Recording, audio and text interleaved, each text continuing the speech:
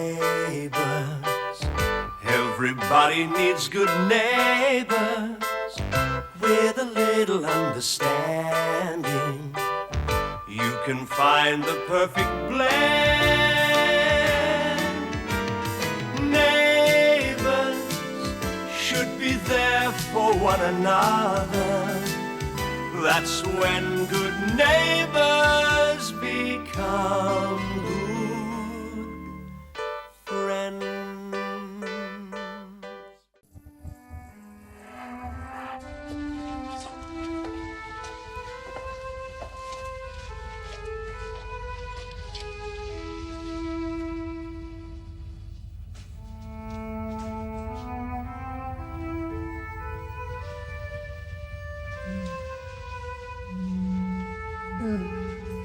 Dorothy?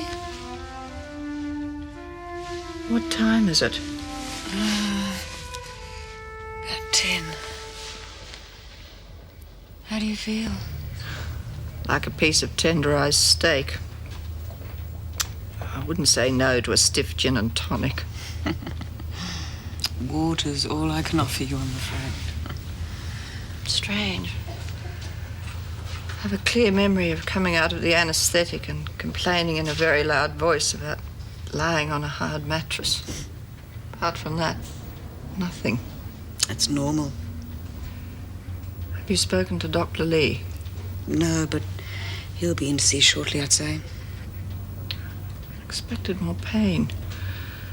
I wonder how much they had to remove.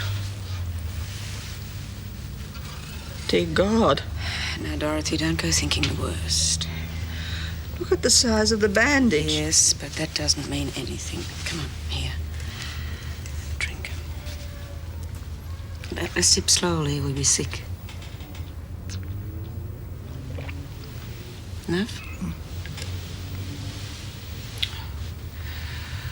My Uncle George lost an arm in the war. When I was a little girl, I tried to imagine what it might feel like. I never could. Until now. Will somebody get that? I'm sort of tangled up. You better get untangled. It's your Uncle Mort. Oh.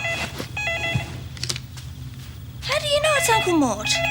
Oh, psychic powers, mate. Yeah, it's your Uncle Mort with some very good news. Hello? Oh, hi, Uncle Mort.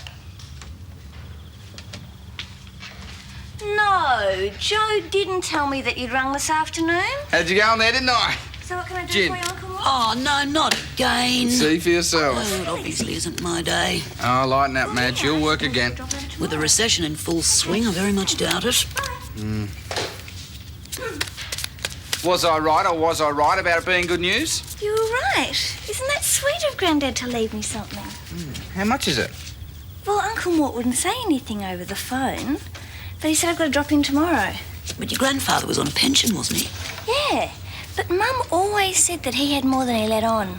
Yeah, he's probably been stashing under the mattress for years. You know what them old codgers are like? I think this calls for a celebration. Well, I don't think there's any champers in the fridge, but there's a few tinnies. Beauty. Mel, love, I think I better go home. I'm not really in the mood for a celebration. Oh, but it might cheer you up. No, there's only one thing that'd do that. And what's that? Paul Robinson's head mounted on a very large dartboard. I know exactly what you mean.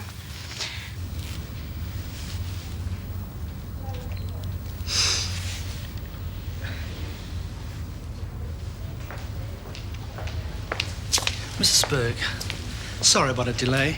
One of my more talkative patients boxed me into a corner.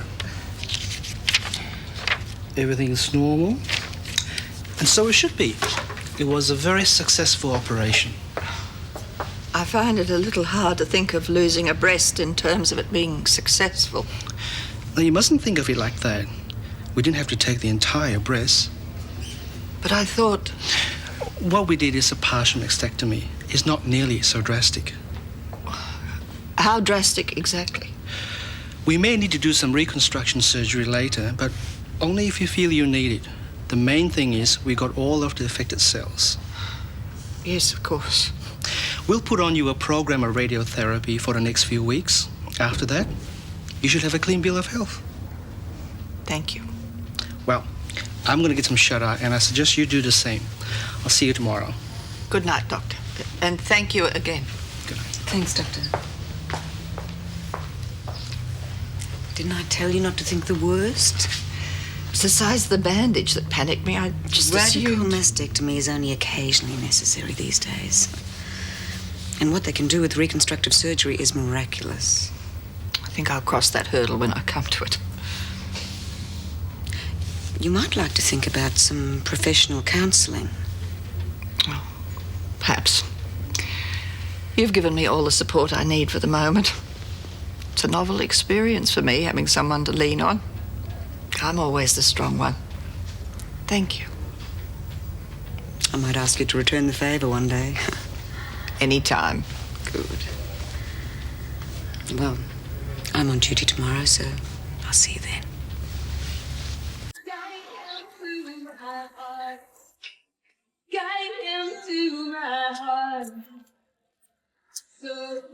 Swimming pool, 10-speed racing bike, 1 horse with saddle, Bart Simpson tracksuit. What's this? Just a list of things I want. Crikey. Santa's going to add an extra reindeer to get off the ground this, Chrissy. Who says you need Santa when you've got a real-life millionaire living in your house? I think Melanie has her own ideas what she's going to do with her granddad's money. She bought us presents when Paul gave her a raise. You should write a list too. I'm not asking her for anything, and neither are you. Spoil sport. Good morning, good morning, good morning. Good morning. I like your new hairdo, Mel. Oh, thanks, Toby. I didn't think you noticed how I did my hair. Neither did I. Go and see what Sky's doing, Tobe. Okay. Are you going out this morning, Mel? Yeah, why? Well, I was wondering if you could post this for me. It's my Christmas list to Santa. Oh, getting in early, aren't we? Well, I want to give him plenty of time to organise the swimming pool. Get out of it, Toby. You off to Uncle Mort's? No, not just yet. I thought I might take Bouncer for a walk. We both need the exercise. Joe, do you think it would be okay if I borrowed the combi to take to Uncle Mort's? Yeah, sure. Oh, thanks. Life will be so much simpler when I can afford my own car. Well, you never know, Mel. Maybe after today, Paul won't be the only Porsche driver in Ramsay Street. Maybe.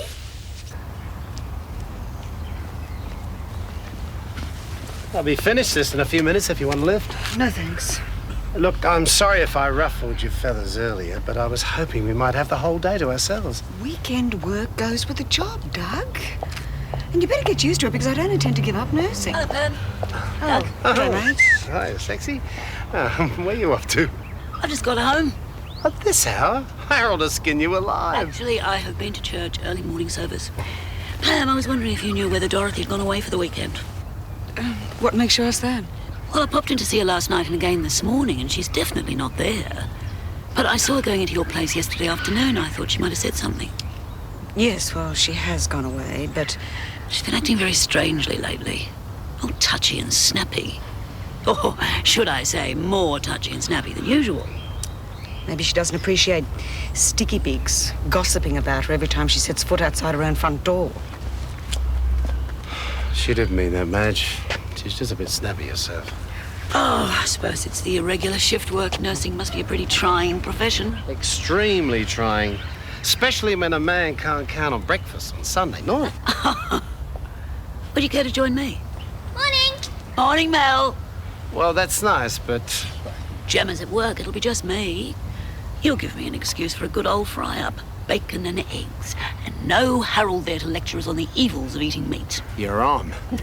Come on over when you're finished here. That way we can stop the neighbours getting the idea that we're making whoopee while Harold's away. And we don't want any stories getting back to Pam, do we? I'll be the soul of discretion.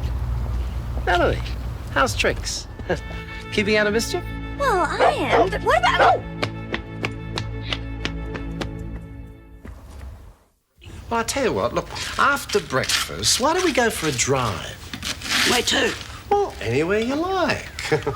I'll even shout you lunch. A couple of tinners and all the prawns you can eat. That should cheer you up. Bacon for breakfast and seafood for lunch. I don't think Harold would approve. Well, I won't mention it if you don't.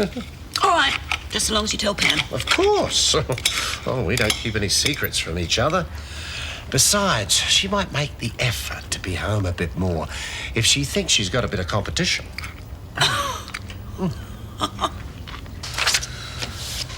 Madge was wondering about your sudden disappearance this morning. And I'm sure Helen will soon, too. You sure you don't want me to fill them in? Well, what about Winnie, your friend, then? I mean, now that the worst part's over, do you good to have a few visitors? I don't want that. Say again? I don't want visitors. Apart from you, of course. Well, then, what about some professional counselling? I'm fine, really. I don't require counselling. Not now, perhaps. But there is such a thing as post-operative trauma, particularly with women who've had breast surgery. Sister Willis, are you this pushy with all your patients? All right. But remember, I'll be keeping a very close eye on you. I thought I told you not to write any more lists. It's not a list, it's an ad for the Aaronspur News. Guess what? Lonely widower. Lonely widower would like to meet female. Any age will do. Must like football, fishing and kids. Bushwhackers need not apply. Bushwhackers? Well, you said that's why you didn't want to go out with Susie, so I thought I'd better mention it. What is a bushwhacker anyway? It's a dirty, rotten thief, Tobes. You can forget about writing ads too. Changed my mind about finding a girlfriend. Got my hands full keeping you out of trouble. Hi, guys. Melanie! How much money did you get? Hey, don't you be nosy. $1 million. $1,000. Oh, getting warmer. $100. Well, actually, Tobes, Grandad didn't leave me any money at all. But I don't care because I'd much rather have what I got. And what's that? Well, I suppose you could call it a family heirloom. Will you guys give me a hand to get it out of the car? Is it worth more than $100? Oh, much more. More than $1,000? Toby, it is priceless. Yeah! Hey, Dad, what's an heirloom? An heirloom, mate? Oh, that's something that's been in the family for donkey's years. Like golden treasure and stuff? Yeah. Oh, great. Oh, is that the heirloom? That's it. That doesn't look valuable to me. This was my granddad's favourite chair. And it's worth more than $1 squillion to me.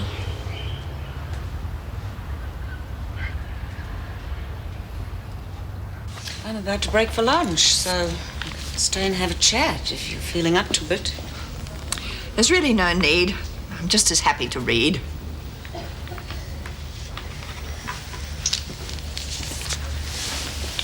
Dorothy, what's the matter? I thought we were friends. Why suddenly are you determined to keep me at arm's length? I'm not. I've had a feeling all day that you've been bottling something up. Now, come on, out with it. It's what you said about needing family around you at a time like this. Would you like me to contact your brother? No, he couldn't help. Well, who could?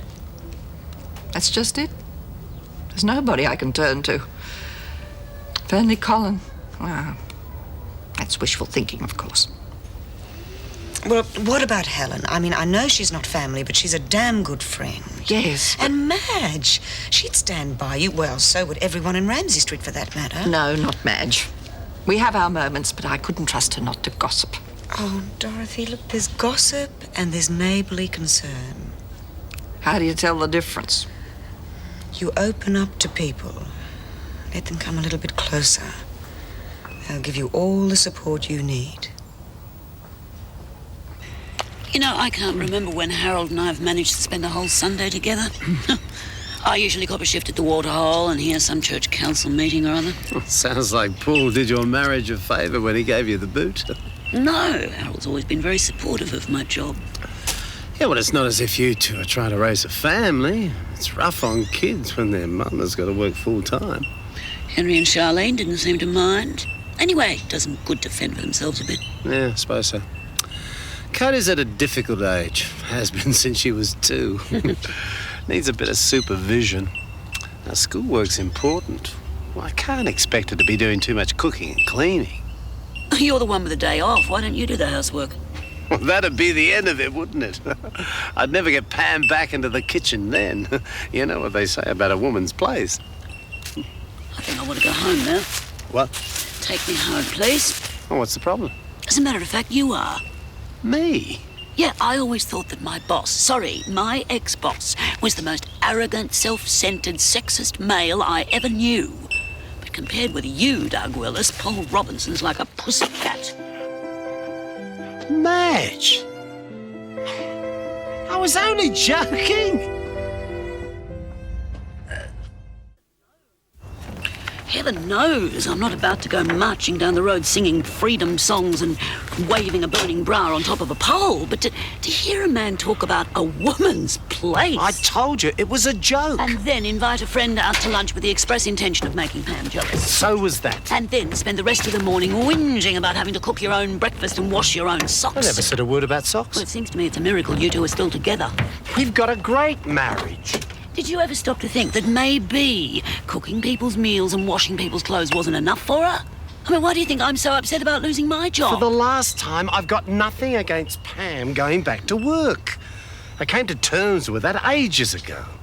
It's just I'm sorry because it means I don't see enough of her. Yeah, well, a little practical support on the home front might help. I help out, always have, and I don't mind. I was only stirring. Yeah, well, it didn't sound like that to me.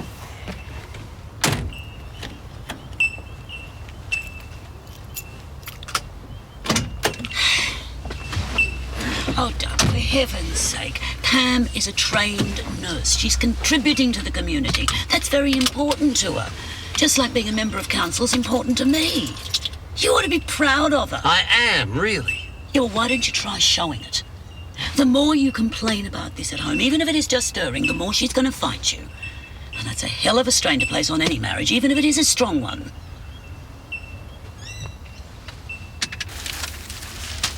Why can't it go into the house with all the other stuff we don't like? Because Mel wants it inside to remind her of her granddad. All it reminds me of is that pool I wanted. Oh, fair go. You go and play with Sky and Bouncer. Oh, do I have to? Yep. Okay. Don't cry, Mel. When I was a little kid, he used to sit in this chair and he'd pull me up onto his lap and tell me scary stories.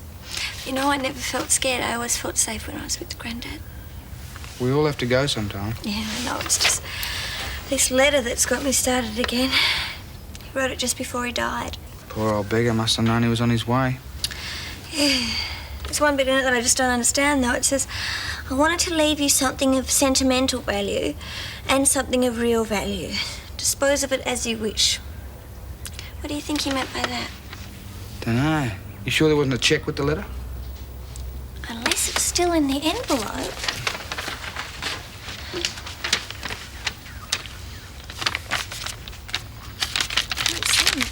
Oh, what's that?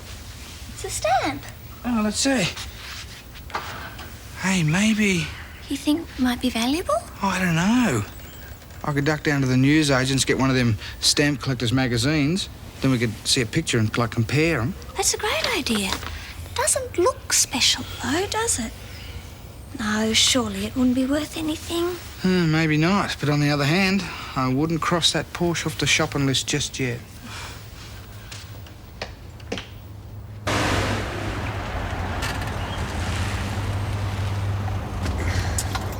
Well, thank you for the lunch and the movie, but I do wish you'd let me pay for my own ticket. Well, it's my way of apologising for the remarks I made over lunch. Sorry I gave you such a serve. I deserved it. Have you got everything? Oh, my rug's in the back. Right.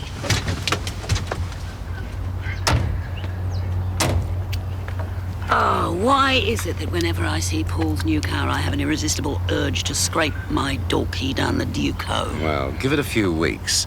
And by then, most of the waterhole regulars will be following you out of the door. And Paul will realise that letting you go was the biggest mistake of his career. Oh, no, we forgot to find a garbage bin for the prawn shells. I'll get rid of them straight away. I'm on the nose already. I'll take care of them. No, I've thought of a much better place to put them than a garbage bin. And look, the window's open. The not-so-sweet smell of revenge? Exactly. You know that stamp that your grandfather gave you could turn out to be quite a little earner. Well, I cannot believe that someone will want to pay so much money for an itty-bitty square of paper with a picture on it. Is that it? Oh, gee, it looks like it, doesn't it? Yeah. It says English, turn of the century, extremely rare. Sold to a private collector for $2,500. Oh, wow. It's not a Porsche, but it's better than the crummy old chair. Oh, no offence, Gramps. Let's check it alongside the real one. Where is it? On the coffee table. $2,500. Wow. Whereabouts on the coffee table? In the envelope. Well, it's not. But it must be. That's where I left it. I'm positive.